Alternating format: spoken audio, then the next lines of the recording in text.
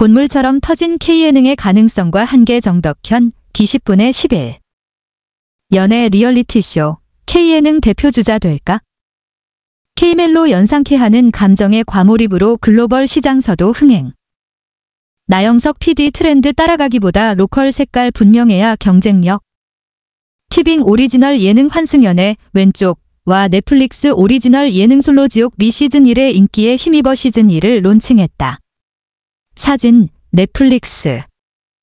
K-팝, K-드라마, K-무비까지 K-콘텐츠에 대한 글로벌 열풍이 이어지고 있지만 상대적으로 K예능만큼은 약한 면을 보이는 게 사실이다. 문화적 정서 차이가 장벽이 되기 때문인데 과연 이 장벽을 깰 수 있는 K예능의 가능성은 어디서 찾을 수 있을까? 예능 생태계는 온라인 동영상 서비스, OTT의 등장과 함께 지각 변동을 일으켰다. 티빙 오리지널 예능 환승연애과 넷플릭스 오리지널 예능 솔로지옥이 단적인 사례다. 이 두 프로그램이 열어젖힌 연애 리얼리티 예능의 트렌드는 지난 1년간 국내 예능가를 강타했다. 환승연애, 체인지데이즈, 나는 SO로, 돌싱글즈, 솔로지옥 러브캐쳐인 발리, 제덴, 남의 연애, 홀일러브, 썸핑, 메리퀴어, 좋아하면 울리는, 잠만 자는 사이 등등 다 열거하기 어려울 정도로 많은 연애 리얼리티 프로그램이 쏟아졌다. 그 진원지는 OTT다. 넷플릭스, 티빙, 디즈니 플러스, 이브, 쿠팡플레이, 왓챠 같은 OTT 채널이 경쟁적으로 연애 리얼리티 프로그램을 쏟아냈고 이러한 트렌드를 지상파는 물론이고 케이블, 종편이 거꾸로 받아들이는 형국이 됐다. 플랫폼의 주도권이 지상파, 케이블, 종편에서 이제 OTT로 옮겨가고 있는 걸 말해주는 대목이기도 하다. 예능계 강타한 연애 리얼리티 열풍. 지난해 9월 6일 서울 중구 웨스틴 조선호텔에서 열린 디즈니 플러스 오리지널 예능 더 존, 버텨야 산다 제작 발표회에서 출연진들이 포즈를 취하고 있다. 왼쪽부터 유재석, 권유리, 이광수, 조효진 PD, 김동진 PD. 사진, 연합뉴스. 여기서 중요한 건 환승연애나 솔로지옥 같은 연애 리얼리티가 과연 K예능으로서 글로벌 시장에서도 힘을 발휘하고 있는가 하는 점이다. 환승연애는 아직 분명한 지표가 없어 글로벌 시장에서의 성과를 증명하기가 어렵지만 이 프로그램이 티빙에 가져다준 막강한 영향력을 염두에 두고 보면 그 가능성을 무시할 수 없다. 환승연애는 시즌 1이 공개됐던 2021년 티빙의 신규 유료 회원 가입자 수를 가장 많이 끌어온 프로그램이었고 시즌 2도 마찬가지의 영향력을 발휘했다. 솔로지옥은 넷플릭스를 통해 공개되면서 글로벌 탑 10에 들어간 K예능 최초의 프로그램으로 큰 인기를 끌었다. 환승연애과 솔로지옥을 보면 한국의 연애 리얼리티가 글로벌 시장에서 어떤 경쟁력을 가질 수 있는가를 가늠해 볼 수 있다. 일반인들이 출연해 리얼한 연애 과정을 담는 리얼리티쇼는 이미 2000년대 초반부터 글로벌 트렌드로 자리해왔다. 서바이벌 콘셉트가 더해진 서구의 리얼리티쇼는 침대 안까지 카메라를 들이미는 사생활 도찰의 자극적인 표현 수위와 선정성을 무기로 삼곤 했다.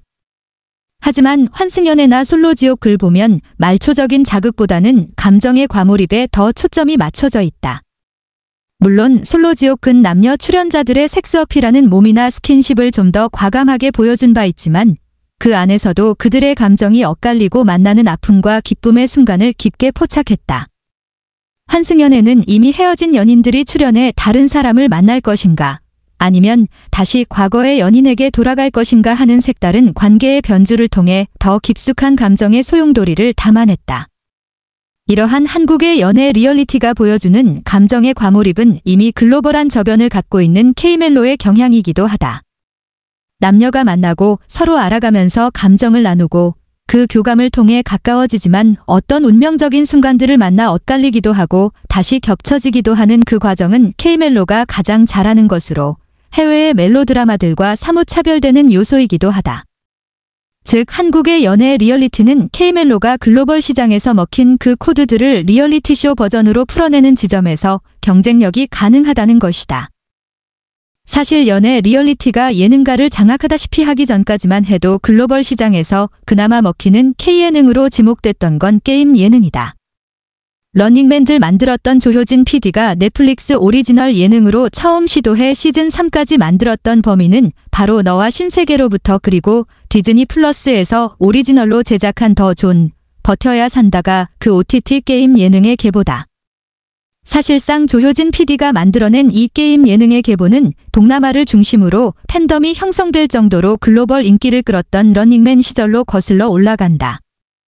유재석의 글로벌 인지도는 이미 무한도전 시절부터 있었지만 런닝맨즈로 더욱 공고해졌고 이광수는 이 프로그램으로 아시아 프린스라는 닉네임을 얻기도 했다. 넷플릭스 예능 신세계로부터 쏙거제 외도 보타니아의 모습. 신세계로부터는 코로나19 상황의 역발상으로 섬 하나를 통째로 빌려 게임 공간화하는 실험을 했다.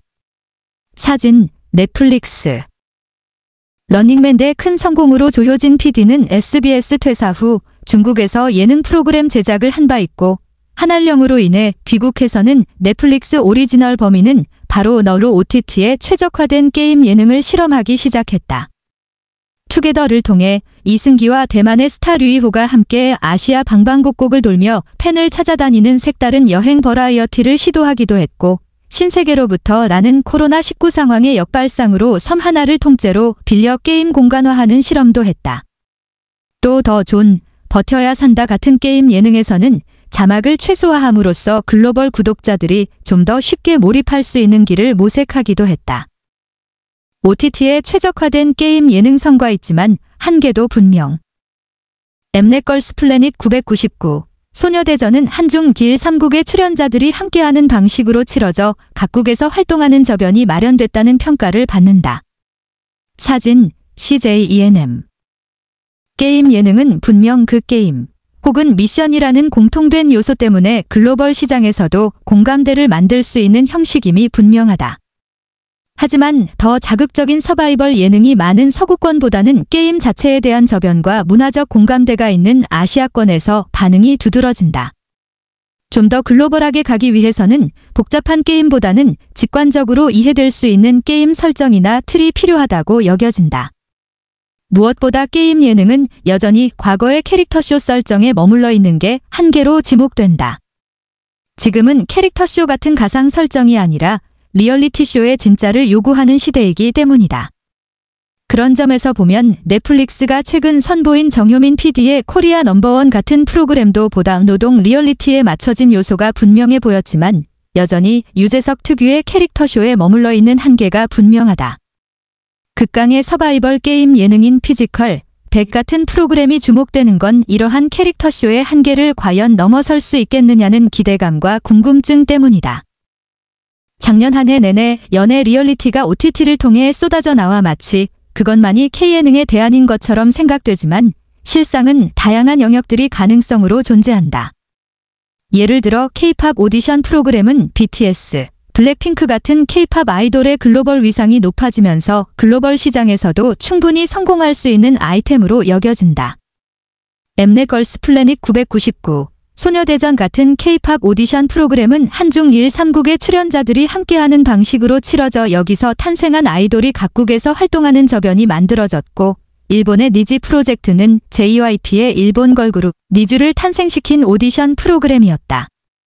즉, 아시아권을 대상으로 하는 K-팝 오디션 프로그램들이 충분히 경쟁력을 가진 상황이고 미국, 남미, 유럽 등지까지 점점 저변이 넓혀지고 있는 K-팝으로 인해 관련 오디션 프로그램의 성공 가능성도 커지고 있다.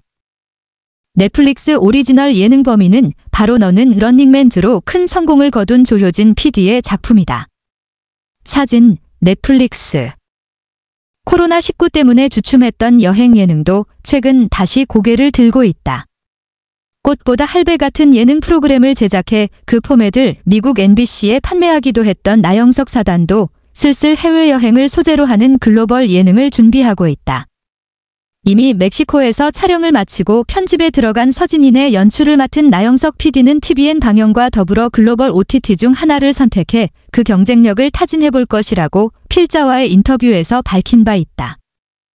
K예능도 리얼리티쇼 시대에 맞는 도전 필요해.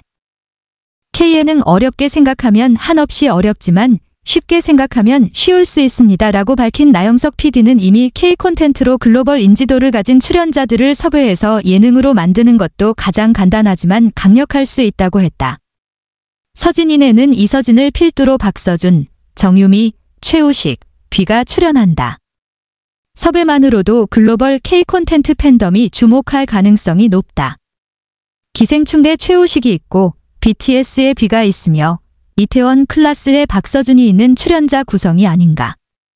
실제로 나영석 PD는 멕시코 현지 촬영 중 한 식당에 들어갔다가 알아보는 현지 팬들을 통해 K콘텐츠의 위상을 절감했다고 했다.